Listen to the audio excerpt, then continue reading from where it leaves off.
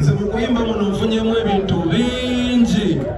Nfunyemu abakazi abanjagala, nfunyemu ku busente, muzeeyo ku ngoye empya, muzeemu engatto, nfunyemu ebitiibwa, nfunyemu mukwano, nfunyemu ebitiibwa ebimu ne bimpanika n'abamu ne babiwakanya. Ontegeera? Osobola okufuna ekitiibwa omuntu n'akiwakanya. Ontegeera? Oli asobola owakanya ekintu n'ofuna ekitiibwa oli n'agamba nti ye king of the east. Kyokera gwe n'owakana. Okiraba nti king Isaka free boss. Ate era gwe n'owakana. Naye it's okay kuba nange nkyabuusabuusa waddala Napoleon yali emperor. Siri sure. History tulina okuddamu tumwetegereze nga kasi waddala Napoleon yali ki? Emperor kuba nina okwetegereza ndabe. So nfunyemu bingi, emikwano n'essanyu n'ebitiibwa mumantuma king of the east, Saka free boss. Njagala okwebaza kabaka wa Buganda, ayisa abasajja kabaka wa Buganda wangaale, ne mama Nnaabagereka Buganda, n'owekitiibwa Katikkiro asigale ng'atukuumira Ddamula. Njagala okuyisa obubaka buno nga mbutuuseewo omukulu taata waffe kabaka wa Buganda. Nkwebaza nnyo olw'okunsiima n'onkwatako mu ngalo. Baffe n'ova ne mu kkubo lyo n'ompita ku kazindaloko n'onnyaniriza mu ddoboozi lyo naliwulirako taata wange. Nze ani mutabani wa Mayanja muzzukulu wa Japaani eyeebase essingo ajja n'ayimbako mu maaso go. Si kya buli omu. Abantu bangi beene bosinkana, abamu n'otabalaba nabbalaba. Waliwo n'abansinga amaloboozi, waliwo n'abansinga okulabika obulungi, waliwo n'abansinga okuyimba. Beene bonna abalabye, naye nze ani omugabi mulindwa n'ompita mu maaso go. Ayisa abasajja ekitiibwa ekyo kiddire Obuganda, kiddire famire yange, kiddire emikwano gyange. Wansiima mu bavubuka ab'omulembe guno, n'otwongera essuubi nti era ojja kwongera osiimeyo n'abaki n'abalala, kubanga omulembe wali osiimye mugumu, ne guno gwe gw'abavubuka bennyini ab'omulembe guno omutebi. Era nkwebaza bannange okunsiima kwajjirako ebintu bingi, kwajjirako ebirabo, kugiddeko amakanzu, kugiddeko enkoko, kugiddeko ebigambo, kugiddeko okusoomoozebwa. Naye era kiri nti ennaku tezidda mabega. Olwo twali tujaguza mazaalibwa gaani? Mazaalibwa gaani? Era tusigala tumujaguza. Ayi Mukama mutukuumira muwangaaze emyaka obukadde n'obukadde katabalika.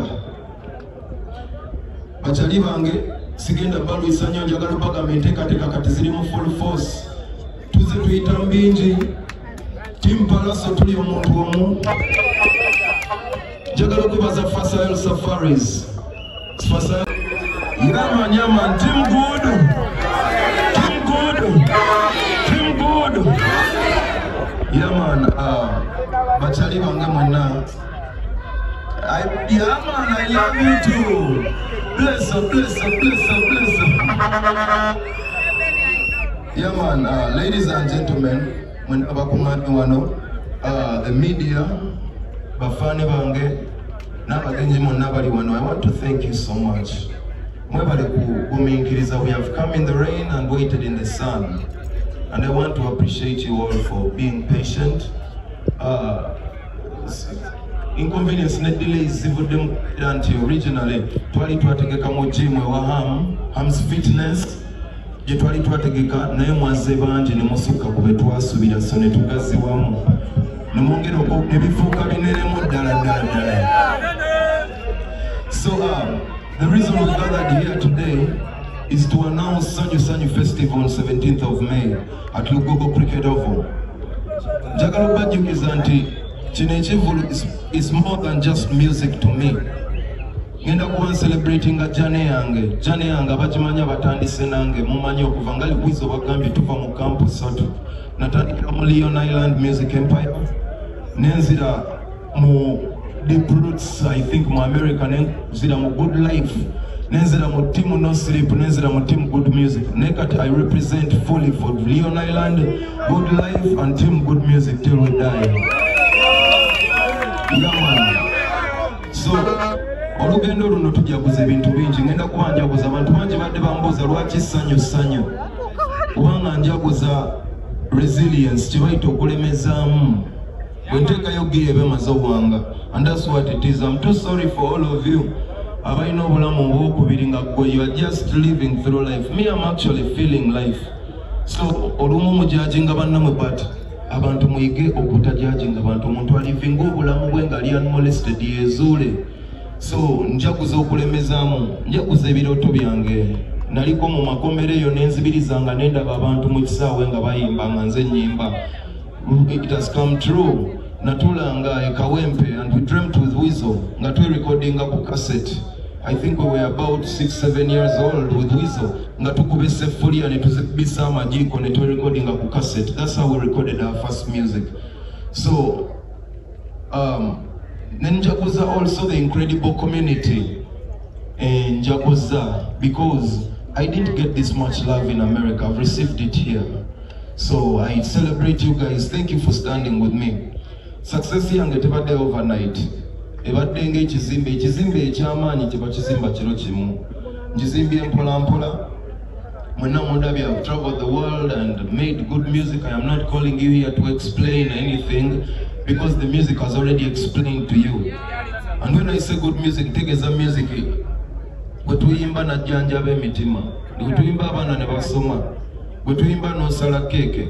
Gwe tuyimba kayimba ne kakuba ku radio nga ne mama wo wali n'otasituka kusooka kuvaawo kagwe. Yeah, man, so we celebrate every artist. I want to thank very much in the most humble way Radio and Weasel for believing in me. Yes, thank you, bro. My strength. Wow. Tugenda kulama. Kale pahaga.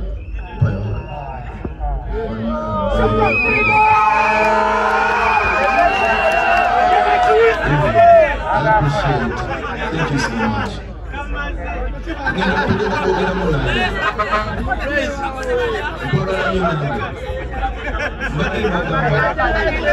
I appreciate Radio and Weasel.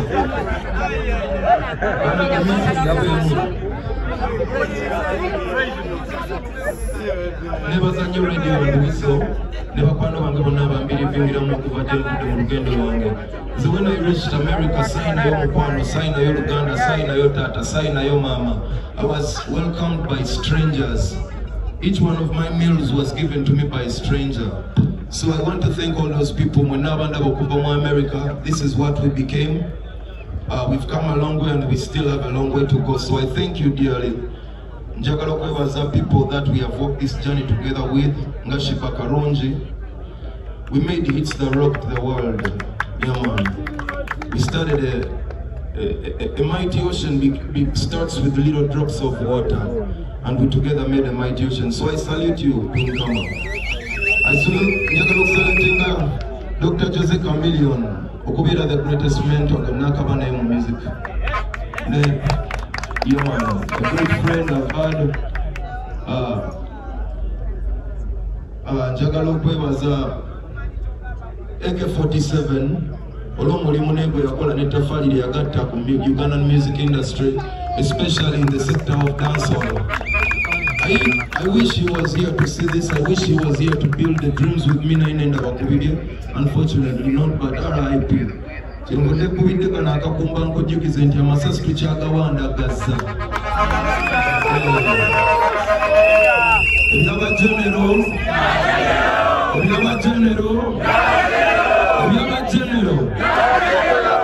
know what we talk about.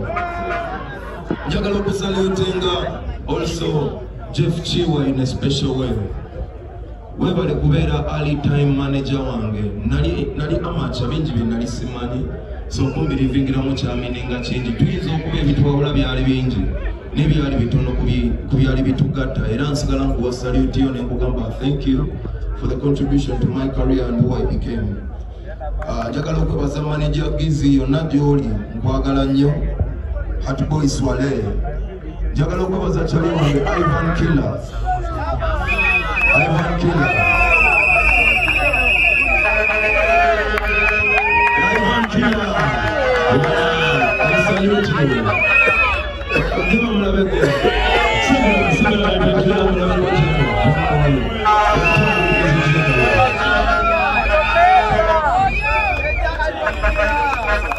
omusajja ono mwebaza olw'ensonga Killer ye mukwano gwange yasooka nga n'akatuuka e Uganda.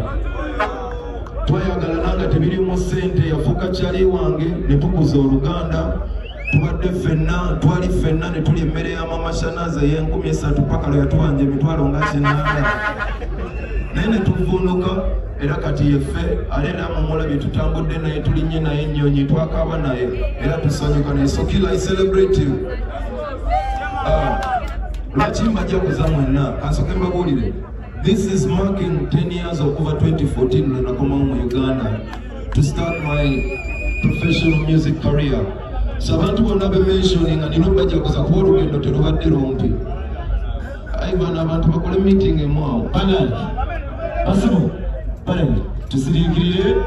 Njagala okwebaza muchachos Eventix, especially Bijou, Isram and Felicia, the whole family. I remember one time nali puzzled my music career and I don't know what's next.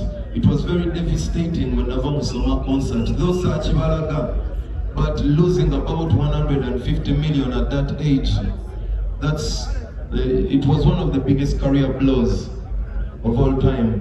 Then I took it up Bijou, ne Isram, ne Twali ne Mimi, ne Bijou ne Isram mu parking ya governor.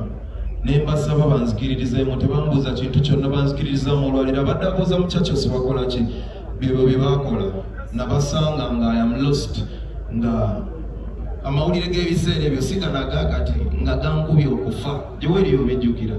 You remember everything. Nga gankubye nga gansiriziza nga there is nothing next for me. That's when nasanga muchachos ne Bijou bampa bookings ezasooka okunziza engulu ne bampa Johnny Walker tour. Ne tugenda around Uganda ebiseera ebyo nga bampa million 3 but I was so happy. I came back alive nenzira nenkola ku videos obupya nenziramu nebesibako mpola mpola nemuyiga okunjagala mpola mpola naye ngera mbebaza nnyo. So in this ndako njagala okwebaza ba sponsors bonna njagala okwebaza Vera Forex Financial Penitentiary Facility. Ne banzigalira emyezi 8 nga ndi bwomu nenwanako n'obwongo bwange. Naye this is what we became. Rome wasn't built in one day. So musalutinga bonna ba fallen soldiers baffe Radio Cage AK-47 Humphrey Mayanja. Musalutinga muganda wange Fling Fire. Njagala okusalutinga Gladiator mu ngeri ey'enjawulo. Muganda wange Wesamaniso. Bwe mwali nnyo ennyonyi ne mugenda tomanyi kyasigala eno waasigala fire. Allahumma swalema. Eno waasigala fire nga akutta omulimu. Naye muganda wange Gladiator twali ffenna. We handled responsibilities together. Ambereddewo nga muganda we on my downs andabye maziga andabye musanyo. Bangi mumbuuza lwaki njagala nnyo Gladiator kuba baganda bange bwe baavaawo awo yajjira wennyini n'abeera nange nga tebaliiwo n'ambeererawo. Mukimanyi ayinamu ne kasente ne tukalya ate nange ninamu kasente kwaliwo nange ndikosimala. Agala kwagala Gladiator sokojiwala wali eyo abamu baddeyo ne bagamba Mayanja family baagala nnyo sente kati Gladiator bamwagalako sente. Njagala obabuulire nti nange nkuwa.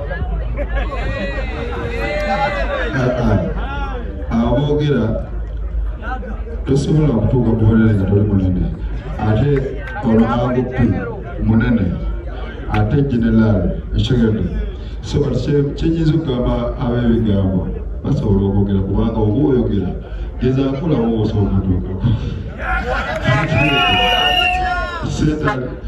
sente alina bana bw'oyagala ku sente asobola okuweerawo omusajja bamulaba asitula kalina kyokka mugamba talina sente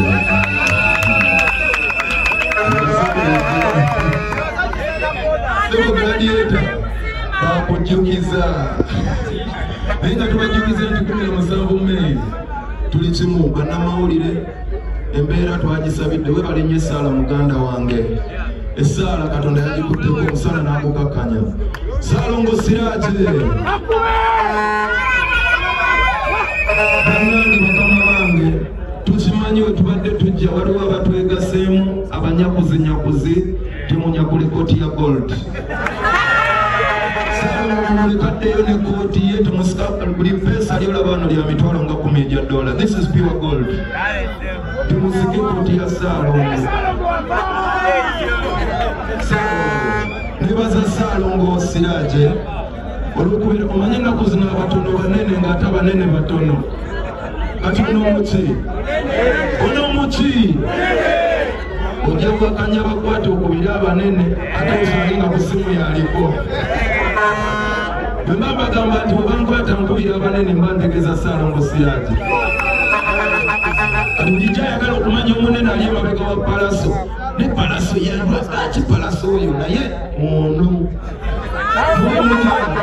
mubamujja nga atundayo epeesa limu tujja batundira amapeesa mu omukooti yalina amapeesa mangi kuva bulangaawo najja nga atundayo limu ne tumala ebizibu so Saalongo neyasaba mbi Saalongo ambeereddewo Saalongo bannange nzikirize nange nkube ku lugogo ne Saalongo lugogo awooma atya yakyo ali mu kibuga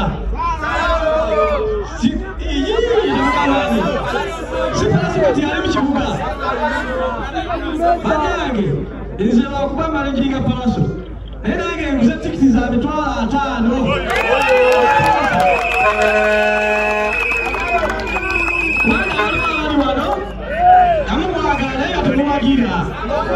Natukola ekitumwagire era palaso nguze tikiti za mitwalo 5 palaso muyimbi wange ate nange anyumira manyi baliwo ekintu kyoyagala ate nga tekikola ki tekikunyumira ate agamba palaso amuyimbira bulungi aliko omukono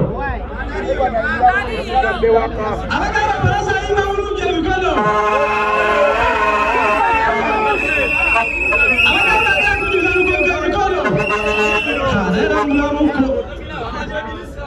tukogagera kumoga bana muganda yange petwasiimye dda tufukamidde tukusaba towekyusa mugeze kikaneemu kubanga osobola okwekyusa olamusiime esawa ena ayinza okukyuka ayinza okugamba musaza kwenda kajayinamu omuntu bagambye azimba kalina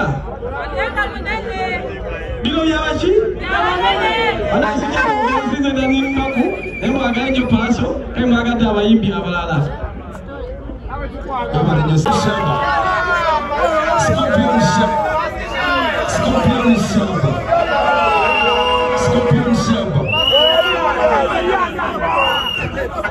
tukwaniriza mu byabanene tusanyusa okulaba mu winning team tusanyusa okulaba mu tiimu etalumba atagirumba ate nkukakasa webale twegattako ffe twagala nnyo okukolera awamu nga nze Palaso ne Mayanja family tho family yange olumwe nga manene awo leetaleeta nnyo abantu embaga tetulina kyakola naffe twaleetebwa baki bantu so Scorpion Shaba nze nkwaniriza webale kunjagala nange njagala atanjagala njagala nankima atankime nange kumukalo lwakabonera akemirembe Scorpion Shaba noliwo lwakabonera akemirembe nessanyu mbadde mmanyi ogenda kuintroducinga omukulu tayagala ku mbadde mmanyi agenda kuintroducinga omukulu addako tayagala kunaaba avuma banne aloga banne avuma ageya yes, Ambika Wazaman is out at a good life, out of good music, out of Leon Island.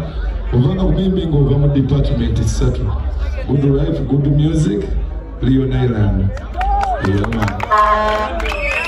Yes, sinja kwogera bingi nnyo anti nene Kirejo nze Jaden ate sinanywa amata gange nagira seriously olunaku olumanyi 17th May tetujja banyonyola bye tugenda kukola. We are going to do what we do best, you know. Plus agenda bombs non-stop fire ate awo nange mundabera sijja banyonyola. Jose Chameleon, Gladiator, the Mafia, they are so valued. Kigenda kubeera kikambwe nnyo era atanafuna ticket yo ebambi yanguwa kuba enzigi zaffe zimanyi ziggalawo mangu kasita batubajjulanga. Njagala okweyanza basponsa, njagala okweyanza Makona everyone basponsa naddala, njagala okweyanza Sandra Teta ensinza kolabira ya sponsor wange we sponsor nambe ne Palasa asaze bamuteekemu ssente. Yes, big up. Thank you so much.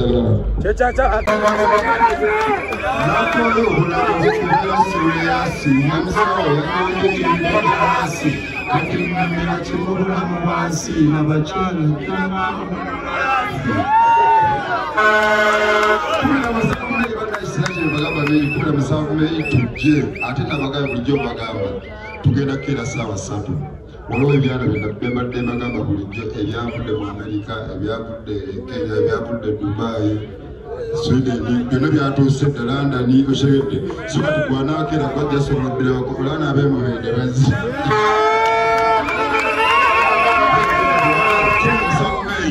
Mwenna abanene mwenna abaniga mwenna tubayita bannaye mujje. Mwenna bannamawulire mwenna mwe muba mukeera mukeere nnyo. Akola manja tagagenda bakuba bukoba. Owa ekyo kati omutunzi w'ennyama bamugamba bakapera agabaki awayakanyama naye nga bane muri stede yamanyiza bamuta Green Daddy sigala kwogera bingi kuba sana mukaba n'obudde bugenzi naye nga ekikulu kiri nti nga 17 birina kuba ssanyu okuva ku macapa ku budde buggwera ina kuba ki Tamantu the Palaso ebimwogerako nina bintu bizusuwa wano kubanga Palaso yansembeza kwa mayanja okutuuka time nga ndi mukwano gwa Uncle Wizzo okutuuka time nga ndi mukwano gwa Dr. Jose Chameleon si weewaawo omanyi abazala yayinza obeeyo nakirabanga ekitono naye bulani okeera ku makya okoli mukwano gwa Palaso nakyo era si kitono byabaki Kulina musanvu sanyu kuyete ovo tubeere tumoda tongere kubaza bana banamusizako bajja mu basimu abana bameta sikopra banachi ndakatani kwogera kanogere mwanange gwabikiro kwogera twetagombe olira sebatandi kwogera ku muganda wange Palaso n'olunaku lusobola okuzima yansanga nga twatuyingira COVID nga yalazivuga nali nsiganjala ebiseera naye n'oluyimba lwange lwebayita olwabi ebyo omusajja olwo nga gwali ng'ali ku biiki nga buli omu amunoonya yanzikiriza n'ampa omukisa n'enkola naye nga sigonde yadde ebibiri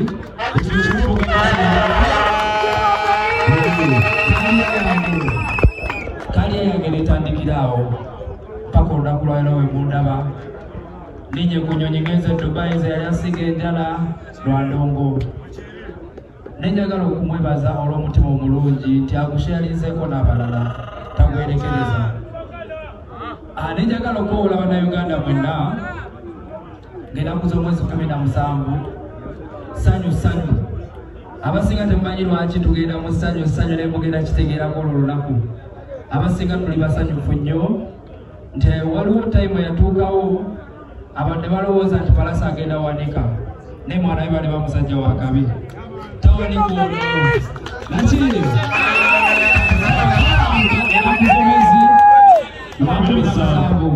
bana ebola tubasaba mubeeyo tugenda beerayo riaso tuzikoze ndongo tugenda kugikuba obuyimba bona agenda kubuyimba ngenda bayimbira apugiza agenda bayimbira bayimbi bangi nnyo Green Daddy ajayimba so bana Uganda mubeereyo one love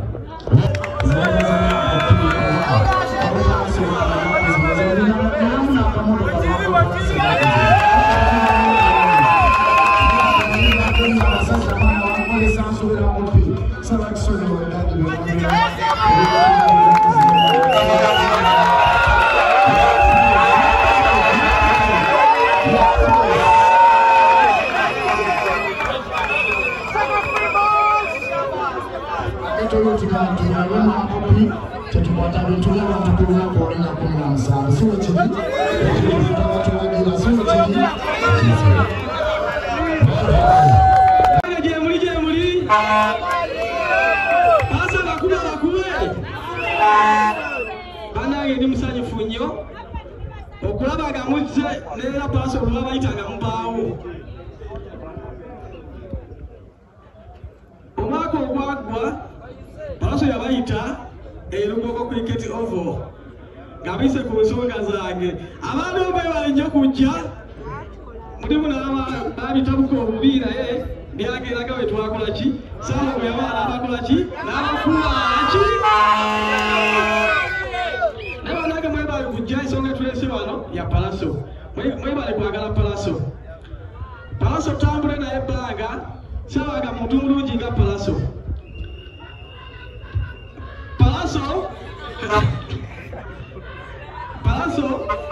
nga tomutaaludde talina buzibu bwonna naye bw'omutaaluula gwaba ajakola ki gwaba ajakutuusaako ndowooza baamutaaluula lwakiraba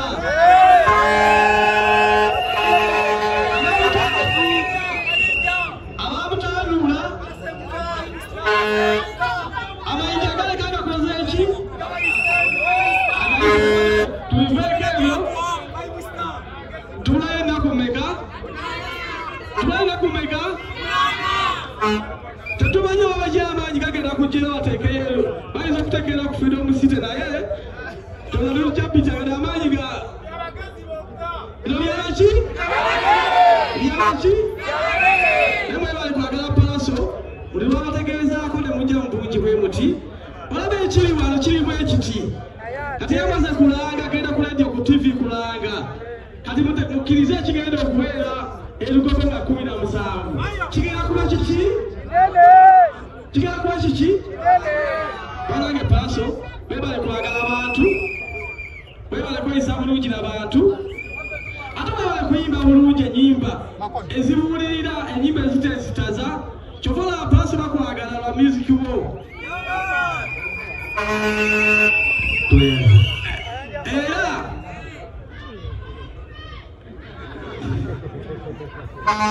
ndowooza ekigenda kuba erugogo ku luno kirala gyebiseeyo yonna yonna bagala kugula tikiti za kujjawa lugogo buli gwowulira ekiruga ekyogerwa ku mulimu kya lugogo kyani omusiime sa ani tata Palaso webale kusiima nokkiriza otuyimbira mugenda kuza omwezi 17 tufukambidde tukoze eki tusobola kugiramu bantu kibogedde naye ebigambo byayo byebitono kubanga obudde aboogera bakyali bangi naye mwebale nnyo mwebale ekitala